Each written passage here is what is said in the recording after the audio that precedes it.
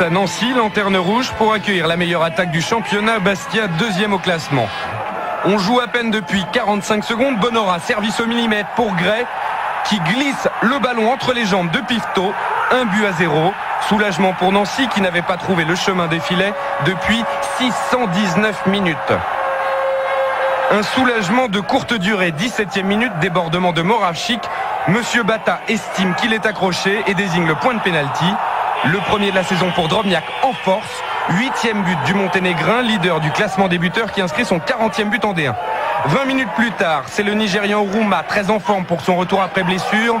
Petit numéro dans la surface et faute de Souma. Un pied levé bien haut sur le champion olympique nigérian. Second pénalty du match, cette fois pour Nancy et Rabesandra Tana, contre-pied.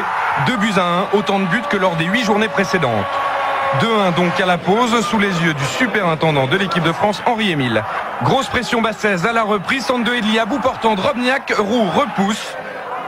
Et puis à 25 minutes de la fin, l'Écossais Fullarton, entré 18 minutes plus tôt, perd son sang-froid.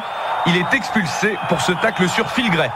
Mais dans la série des gestes idiots, l'Écluse s'illustre en touchant ce ballon de la main. Deuxième pénalty pour Bastia et Drobniak. Mérou détourne, un exploit du jeune gardien. Ce n'est que partie remise. À moins d'un quart d'heure du coup de sifflet final, Van de Castel adresse un centre impeccable, repris victorieusement par Moravchik. 2 buts partout, score final. Les Corses sont sauvés des eaux. Le duo Moravchik-Drobniak, auteur de 3/4 des buts de Bastia, a encore frappé. Mais le Monténégrin, enfin sélectionné en équipe nationale, manquera les 2 prochains matchs.